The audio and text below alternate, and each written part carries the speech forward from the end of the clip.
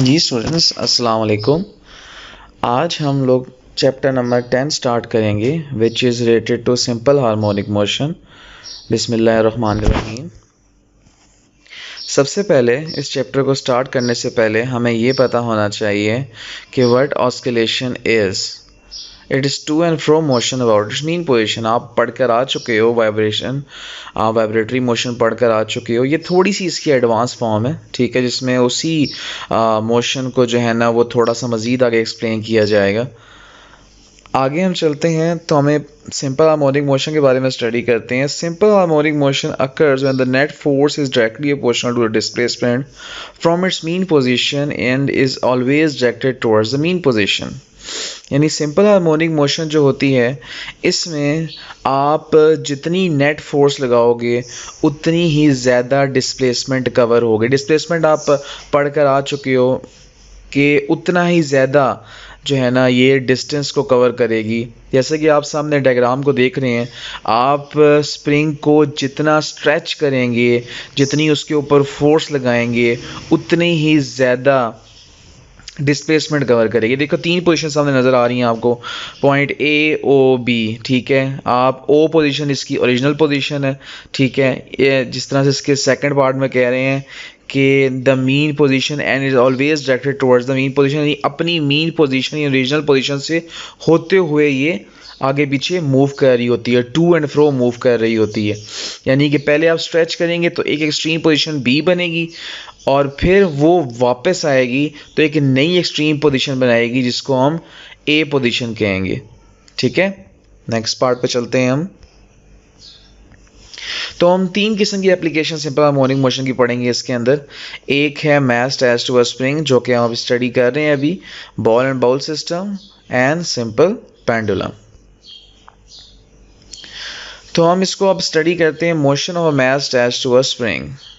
It is application of simple harmonic motion in which mass is attached one end with the string। आप देख सकते हैं कि ये एक mass जो होता है वो अटैच हुआ होता है एक स्प्रिंग के साथ एक एंड से। जैसे एक एंड से देखें आप, ये स्प्रिंग जो है ना वो टाई अप हुआ हुआ है। सेकंड पॉइंट में क्या कह रहे हैं, it show to and fro motion about the mean position. आप देख सकते हैं जिस तरह पिछली मैंने आपको डायग्राम में बताया था कि ये अपनी ओरिजिनल पोजीशन ओ, जो आपको पॉइंट ओ शो हुआ था, ये उसी के गिर्द जो है ना बैकवर्ड एंड फॉरवर्ड मूव करेगी, ठीक है। आगे हम जाते हैं तो थर्ड पॉइंट पे कह रहे हैं व्हेन स्प्रिंग स्ट्रेच्ड और compressed then force exert on the mass which is directly proportional to the displacement. मैंने बताया था आपको कि जितना आप स्प्रिंग को स्ट्रेच करेंगे इसका मतलब ये है कि आप उस पर फोर्स लगा रहे हैं। जब उस पर आप फोर्स लगा रहे होते हैं तो ये उतनी ही डिस्प्लेसमेंट कवर करता है जितनी आप उस पर फोर्स लगा रहे हो। आप कम फोर्स लगाओगे, कम उसे स्ट्रेच करोगे तो कम वो डिस्प्लेसमेंट कवर करेगा, और अगर ज़्यादा फोर्स लगाओगे तो ज़्यादा डिस्प्लेसमेंट कवर करेगा। इसी लिहाज से अकॉर्डिंग टू हुक्स लॉ आगे वह फोर्स जो होती है is directly proportional to the minus x, यानी माइनस डिस्प्लेसमेंट, नेगेटिव डिस्प्लेसमेंट, ठीक है।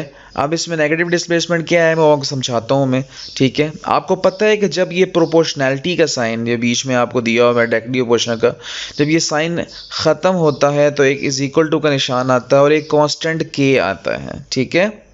अब यहाँ पर here F is the force, K is the constant and X is the displacement. यानी ये जो आपको दिए हुए लेटर्स, इसमें आपको पहले ये डिमॉन्स्ट्रेट कर दिया गया कि ये क्या क्या चीज़ें हैं।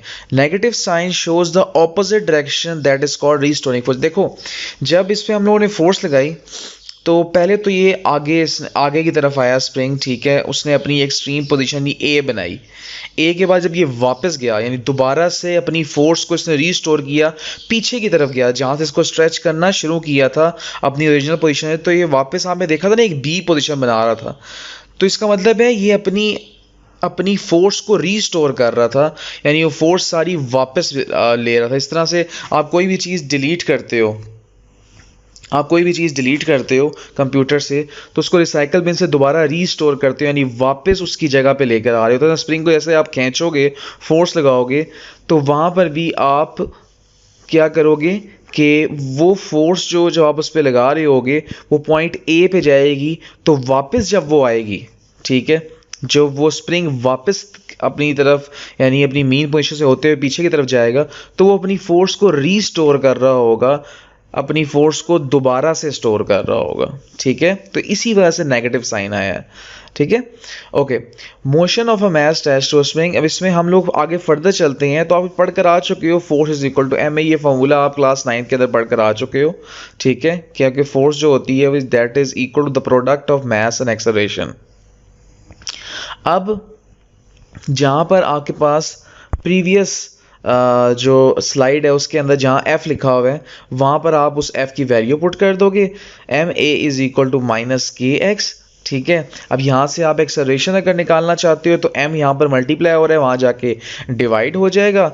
ठीक है, तो आपके पास क्या बच जाएगा, माइनस के ओवर एम एक्स। ठीक है, ये उसने अरेंज कर लिया, नो नीड टू कंफ्यूज। आप वो जो है ना ऊपर भी ठीक है, is equal to minus k x over m, right? Okay, it shows the acceleration is directly proportional to the displacement। यानी यहाँ पर वो एक नई टर्मिनोलॉजी बता रहे हैं, एक नई चीज़ बता रहे हैं कि यहाँ से हमें पता लगता है कि एक्सेलरेशन भी डिस्प्लेसमेंट के डायरेक्टली प्रोपोर्शनल होता है। जाहिर सी बात है बेटा, जितनी डिस्प्लेसमेंट कवर होगी उतनी ही ज़्यादा वेलोसिटी जो है ना वो कवर होगी, और वेलोसिटी का ताल्लुक फिर एक्सेलरेशन के साथ है। वेलोसिटी जितनी इंक्रीज होगी उतनी एक्सेलरेशन भी इंक्रीज होगी। तो ये तीनों चीज़ें आपस में लिंक कर रही हैं। ठीक है, डिस्प्लेसमेंट का बढ़ना एक्सेलरेशन का बढ़ना होता है। ठीक है, और एक्सेलरेशन का बढ़ना वेलोसिटी का बढ़ना होता है। राइट, रीस्टोरिंग फोर्स एक दफ़ा दोबारा डेफिनेशन के तौर पर बताई गई है कि रीस्टोरिंग फोर्स ऑलवेज पुशेस और pulls the object performing oscillatory motion towards the mean position. यानी ये रीस्टोरिंग फोर्स हमेशा या पहले पुश करेगी फिर वापस की तरफ पुल करेगी।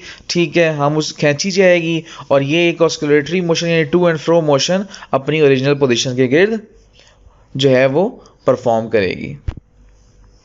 नेक्स्ट है motion of a mass attached to a spring में हम लोग पहले क्या करेंगे, initially mass m is at mean position. ये मैं आपको इन नेक्स्ट स्लाइड आपको एक्सप्लेन करूंगा कि अब क्या प्रोसेस स्टार्ट होने वाला है।